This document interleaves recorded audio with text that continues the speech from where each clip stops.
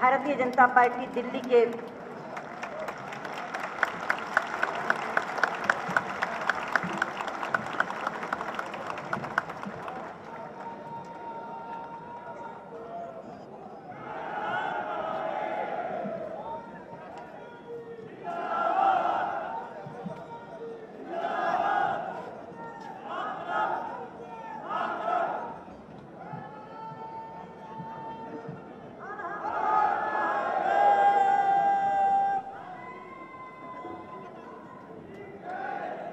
Bharatiya Janata party Delhi के प्रदेशाध्यक्ष भाई विजय गोयल जी,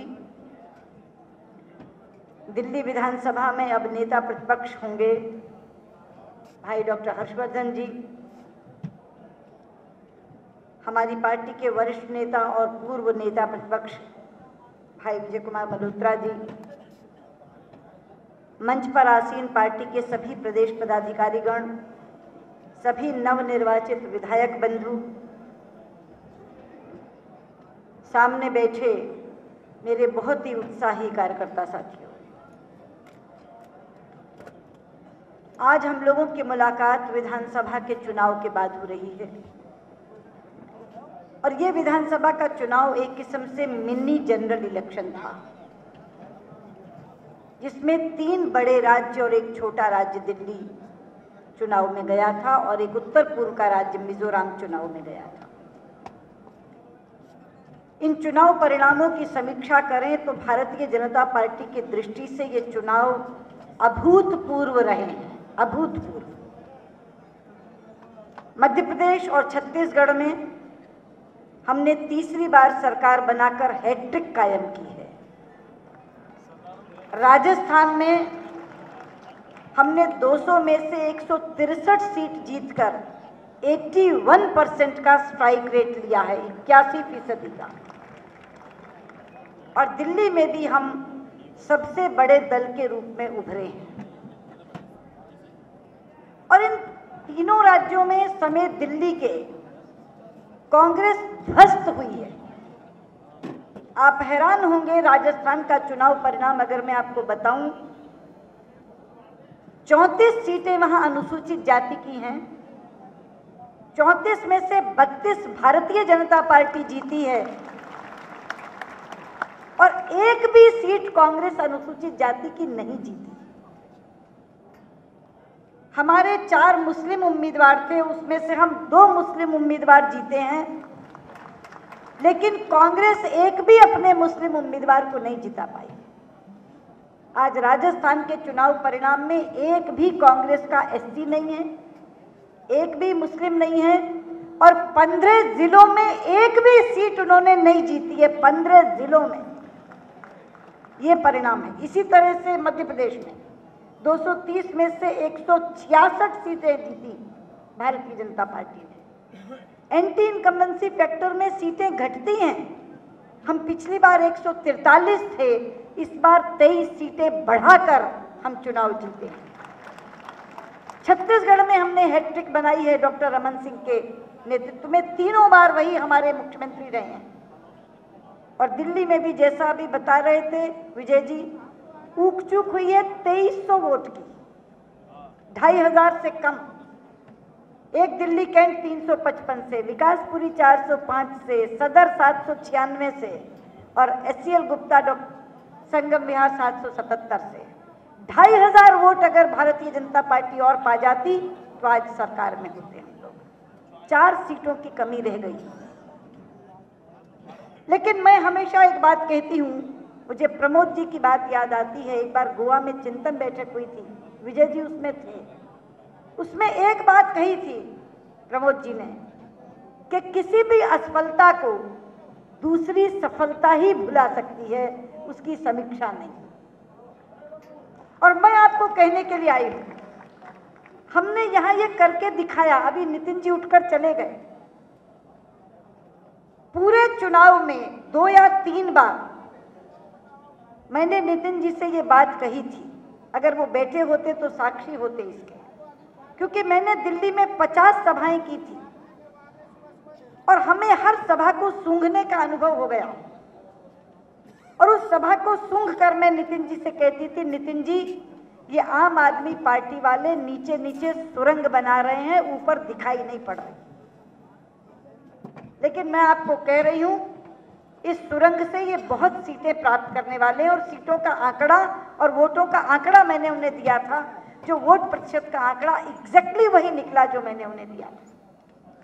लेकिन एक बात मैंने कही थी उन्हें, जो मैं यहां जिस प्रसंग में कह रही हूं, मैंने उनसे कहा था, नितिन जी, जो सीटें हम पुराने 15 वर्षों से हारते आ रहे हैं वो सारी सीटें हम जीतेंगे, लेकिन जो परंपरागत हमारी सीटें हैं वो हम हारेंगे। और मैंने उन्हें नाम लिया था, यहां बैठे होंगे, नजफगढ़ सीट का नाम लिया था मैंने कि 20 साल से हम हार रहे हैं।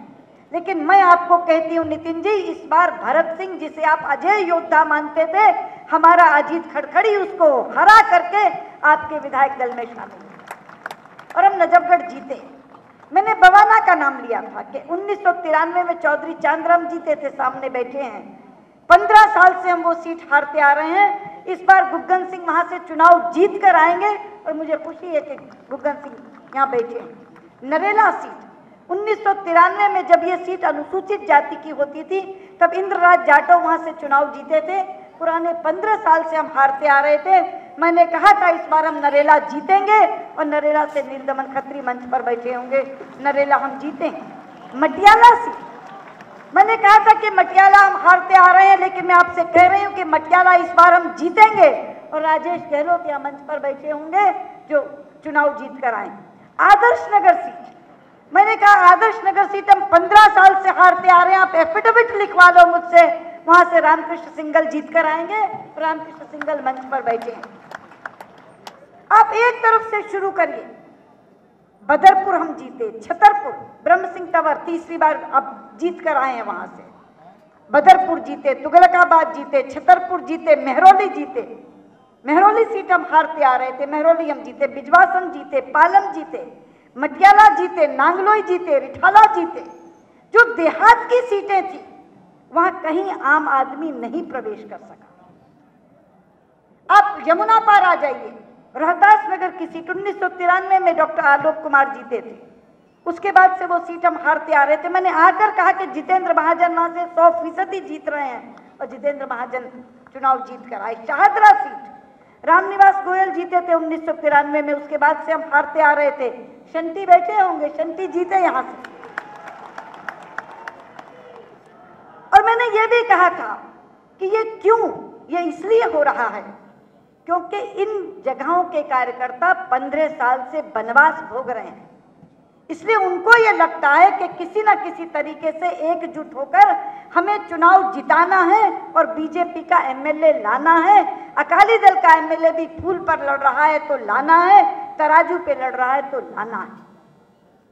लेकिन जहां हम जीती हुई सीटें हैं वहां वनवास की पीड़ा कार्यकर्ता को नहीं थी, इसलिए आपसी फूट भी उभरी, गुटबाजियां भी उभरी। आप बुलाकर पूछ लीजिए उन कार्यकर्ताओं से, चाहे वो जीते हैं चाहे हारे हैं, वहां हर कोई एक ही बात कहेगा।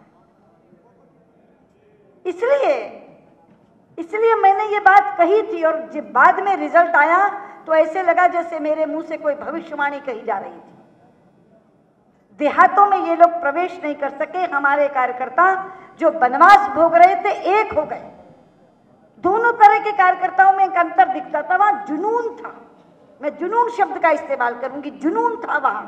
जहां 15 साल से हम हार रहे थे, हमें लाना ही लाना है, लाना ही लाना है, बीजेपी को जिताना ही जिताना है, और कार्यकर्ता ऐसे खड़ा हो गया और भारतीय जनता पार्टी को जिता लाया। लेकिन जहां जुनून की कमी थी वहां बहुत थोड़े थोड़े वोटों से हम लोग चुनाव हार गए, वरना आज परिस्थिति ऐसी थी कि हम 40 सीटों से ज्यादा जीतकर दिल्ली में सरकार बना सकते थे। पर जैसा मैंने अभी कहा कि एक असफलता को दूसरी सफलता ही भुला सकती है, वो सफलता का समय आ रहा है। 4 महीने बाकी हैं, मई में चुनाव होगा, क्योंकि दिल्ली का चुनाव आखिरी चरण में होता है, इसलिए शायद 4-5 मई को चुनाव होगा।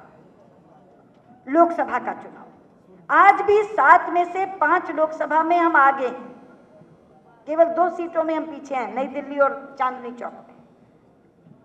इसलिए मैं आपसे कहना चाहती हूं सारी बाकी बातें भुलाकर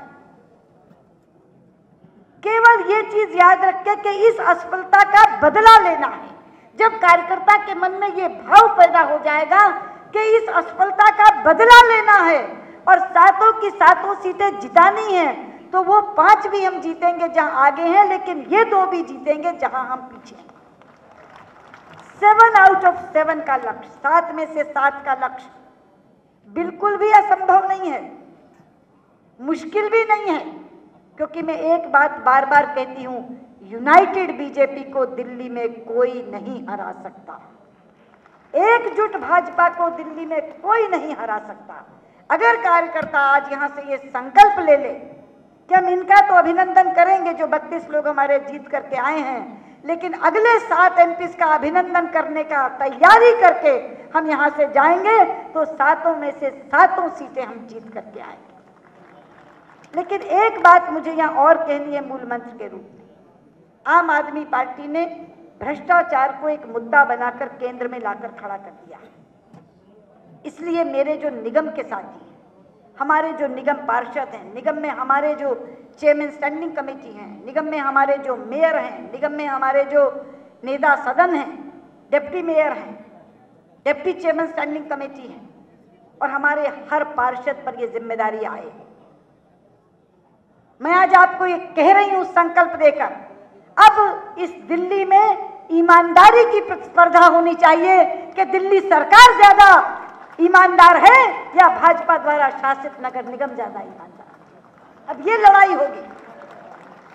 अब लोग आपको जांचेंगे, लोग आपको परखेंगे। अभी तक कांग्रेस की सरकार में भ्रष्टाचार की प्रतिस्पर्धा थी और हर घोटाला पहले से बड़ा हुआ। भ्रष्टाचार की प्रतिस्पर्धा में लोग लगे थे कि अगर CWG में 70,000 करोड़ का घोटाला है तो मैं इससे ज्यादा का करूं, तो 2G में 1,76,000 का हो गया। तो कोल ब्लॉक वालों ने कहा हम क्यों पीछे रहे, हम 1,86,000 करोड़ का करेंगे, वो उससे बड़ा हो गया। कि भ्रष्टाचार की प्रतिस्पर्धा ने आज कांग्रेस को पलीता लगाया है, मलिया मेट करके रख दिया है। इसलिए इस चुनौती को भी हम समझें कि चेतावनी का बिगुल बजा है, इसको भी हम स्वीकारें। और मेरे मित्रों, आज अगर हम ये तय कर लें कि आज से नगर निगम और दिल्ली सरकार में ईमानदारी की प्रतिस्पर्धा शुरू हो जाएगी, ताकि दिल्ली का नागरिक कह सके कि दिल्ली सरकार अपने आप को ईमानदार कहती है, लेकिन भाजपा शासित तीनों के तीनों नगर निगम उनसे कहीं ज्यादा ईमानदारी से काम कर रहे हैं। हमारा हर पार्षद और निगम का हमारा हर व्यक्ति, खास तौर दायित्वधारी, उसके ऊपर इतनी सी भी छींटा नहीं होनी चाहिए। अगर बेदाग रह करके, सफेद पोश रह करके अपने तीनों निगमों को चलाओगे और ईमानदारी की एक साख स्थापित करोगे, तो दुनिया की कोई ताकत दिल्ली में आपको 7 लोकसभा जीतने से रोक नहीं सकती। ये 2 मूल मंत्र लेकर जाओ कि हमारे हर पार्षद से लेकर के दिल्ली नगर निगम को हम ईमानदारी से चलाएंगे और हम आपसी फूट और गुटबाजी को एक बार त्याग करके, एक जुनून अपने अंदर पैदा करके हम लोकसभा जितवाएंगे। तो लोकसभा की 7 सीटें जब जीतेंगे तो 100% का अभिनंदन करने के लिए हम यहाँ कार्यक्रम आयोजित करेंगे, जिस कार्यक्रम में इससे कहीं दुगनी उसमें हम भी फिर ताल कटोरा में नहीं करेंगे, हम भी उसका अभिनंदन रामलीला मैदान में करेंगे, ताकि 7 में से 7 सीटों के विजय हम हासिल करेंगे। और ये जैसे मैंने कहा कि काम बिल्कुल असंभव नहीं है, बिल्कुल मुश्किल नहीं है, ये काम करणीय है, ये हो सकता है और आसानी से हो सकता है। अगर इन 2 मुद्दों को आज यहाँ से हम गांठ बांध करके ले जाएं, तो निश्चित तौर पर हम लोकसभा में पूर्ण सफलता प्राप्त करेंगे। बहुत बहुत धन्यवाद, नमस्कार।